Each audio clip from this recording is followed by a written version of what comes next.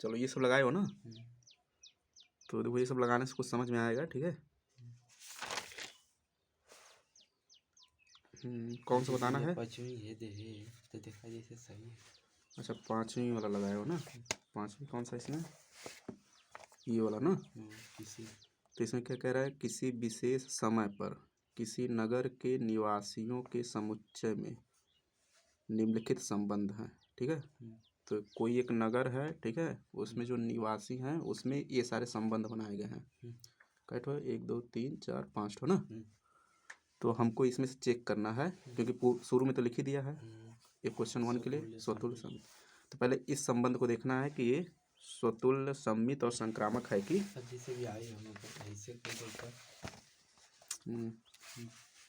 तो इसमें क्या कीजिए तुम? आर से आर में है। आर इसमें रियल नंबर कहाँ है? वो है ना संबंध आर है जी।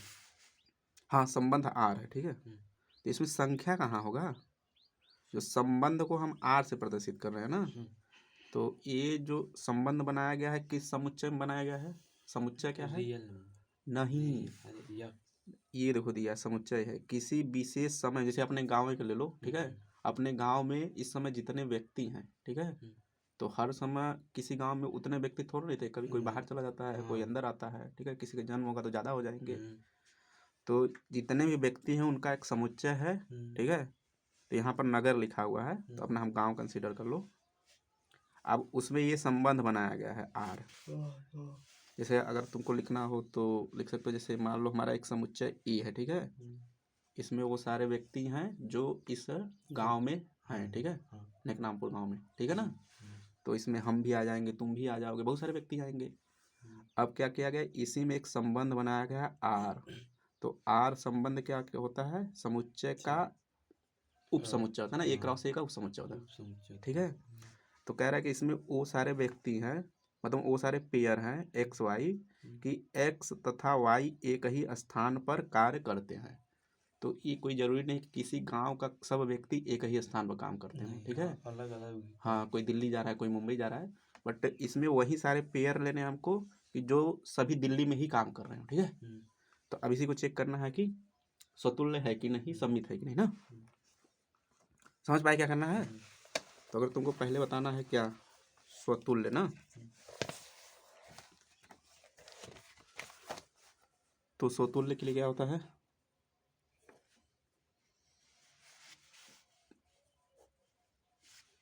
कि समुच्चय, जिस समुच्चय में तुम्हारा संबंध बनाया गया है उसका प्रत्येक अवयव स्वयं से संबंधित हो ना। तो ये संबंध जो बनाया गया है इसमें वो सारे पेयर हैं जिसमें एक्स और वाई दोनों एक ही जगह पर काम करते हो, ठीक है। तो ये तुम कह सकते हो कि अगर मान लो तुमने ले लिया एक्स नगर, नगर का एक व्यक्ति है, ठीक है।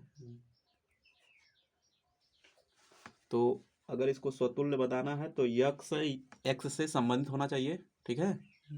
तो मतलब क्या हुआ कि एक्स, अच्छा तुम ये कह सकते हो ना जैसे हम हैं, ठीक है।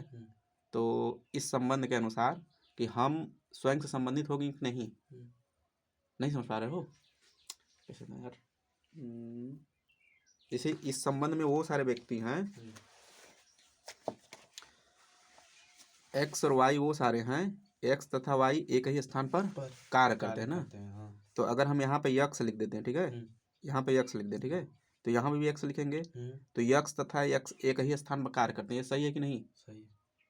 मतलब स्वयं से बात किया जाए, संबंध बनाना हो तो स्वयं तो स्वयं से संबंधित होगा ना। अगर यहाँ पे यक्स लिख दें तो ये स्टेटमेंट सही है कि ना, पे लिख पढ़ो, यक्स तथा यक्स एक ही स्थान पर कार्य करते हैं। मतलब राम तथा राम, मतलब वही का नाम लिया जा रहा है, एक ही स्थान पर काम करता है, तो सही है कि नहीं है? नहीं, कहे नहीं सही गधा। अरे अगर एक राम है, ठीक है, अगर वो दिल्ली में काम कर रहा है तो बम्बई में थोड़ा नहीं होगा, नहीं दिल्ली में होगा, वो तो दिल्ली में होगा ना। तो यहाँ पर यक्स और यहाँ पर जैसे यहाँ पर राम लिख लो, राम तथा राम एक ही स्थान पर कार्य करता है, तो ये सही है कि नहीं? सही है। अच्छा हमारे ये चीज कहें कि राम तथा राम ना, अच्छा ये लिखो, राम दिल्ली में काम करता है तथा राम मुंबई में काम करता है, एक ही व्यक्ति की बात हो रही थी, सही है? नहीं, दिल्ली में कैसे काम करेगा, मुंबई में कैसे, एक ही व्यक्ति दो जगह कैसे पाया जाएगा? नहीं। नाम हो सकता है कि मतलब दो व्यक्ति का नाम सेम हो, ठीक है ना। सेम हो, हाँ। तो यहाँ पे यक्स तथा यक्स एक ही स्थान पर कार्य करते हैं, ये सही है, ठीक है। तो इसको लिख सकते हैं यहाँ पर, यक्स अगर कोई भी व्यक्ति नगर का है तो एक्स तथा एक्स ना एक ही स्थान पर कार्य करते हैं, ठीक है। ये हम लिख सकते हैं। अच्छा, अगर ये लिख पा रहे हैं तो हम लिख सकते हैं कि यक्स कामा यक्स कहाँ हो जाएगा, संबंध आर में हो, ठीक है। तो यक्स यहाँ पर कोई भी व्यक्ति था और यक्स कामा यक्स आर के अंदर आ गया, तो इसका मतलब क्या होगा, स्वतुल्य है। तो यहाँ पर लिख दोगे दिस इंप्लाई दैट आर स्वतुल्य है, ठीक है। अब दूसरा तुमको चेक करना है सम्मित। तो सम्मित में क्या होता है कि यदि एक्स कामा वाई आर के अंदर है ना, तो हमको बताना होगा कि वाई कामा एक्स भी आर के अंदर है। अगर होगा तो सम्मित होगा, अगर नहीं होगा तो सम्मित नहीं। अच्छा, अगर यक्स कामा वाई आर के अंदर है तो इसका मतलब क्या हुआ, यक्स तथा वाई क्या होगा, एक ही स्थान पर कार्य करते हैं। क्योंकि इस संबंध में यही कहा है ना कि अगर कोई पेयर उसके अंदर पाया जा रहा है ना, तो दोनों व्यक्ति एक ही स्थान पर कार्य करते होंगे, तभी वो पाया जाएगा। समझ पा रहे हो। अच्छा, इसी चीज को अगर हम ऐसे लिख दें, जैसे राम और श्याम एक है, यहाँ पर राम और श्याम एक ही स्थान पर कार्य करते हैं ना। हम ये चीज कहें श्याम और राम एक ही स्थान पर कार्य करते हैं, तो कुछ गलत है इसमें, दोनों बात तो सेम ही है ना, चाहे पहले इसका नाम लो चाहे उसका लो। तो इसी चीज को हम ऐसे भी लिख सकते हैं, वाई तथा ना एक ही स्थान पर कार्य करते हैं, ठीक है। अच्छा, जब ये चीज लिख पा रहे हैं तो इसका मतलब क्या हुआ कि वाई कामा यक्स किसके अंदर होगा, आर के अंदर होगा, क्योंकि यही चीज है ना। तो अगर यहाँ पे यक्स कामा वाई हमने आर के अंदर लिया और बट आ गया क्या, वाई कामा यक्स भी आर के अंदर आ गया, और यक्स वाई कुछ भी है, ठीक है। For all x y belong to कहाँ, नगर का जो समुच्चय है उसमें ना, ठीक है। तो यहाँ से ये वाला आ गया, तो इसका मतलब क्या हुआ कि आर सम्मित। समझ पाए। अब तीसरा तुमको दिखाना है क्या, संक्रामक। तो बताओ संक्रामक में क्या करना होता है, कितना बता चुके हैं।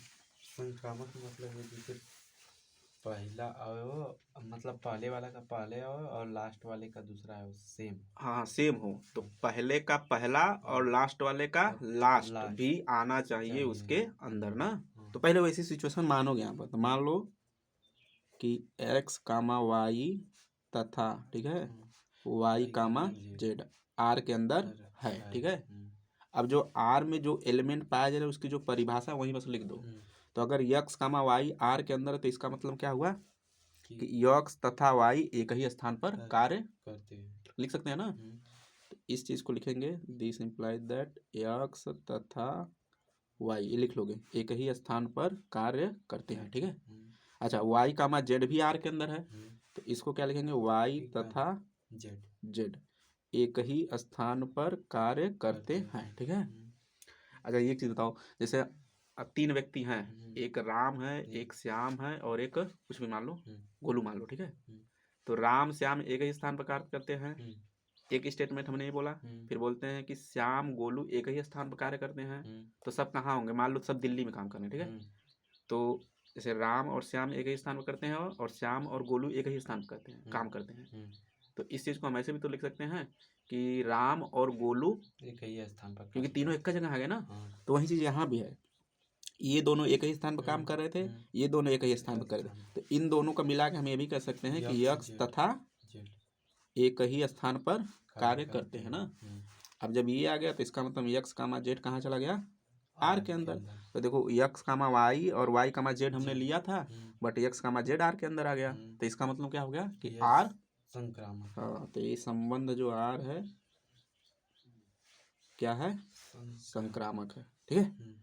तो वो वाला समुच्चय सेट वाला मान के नहीं करना, ठीक है। इसमें क्योंकि व्यक्ति है ना, तो व्यक्ति को हम संख्या थोड़ा नहीं बताएंगे, ठीक है, कुछ नाम होगा उसका। चलो इसी तरह आगे करो।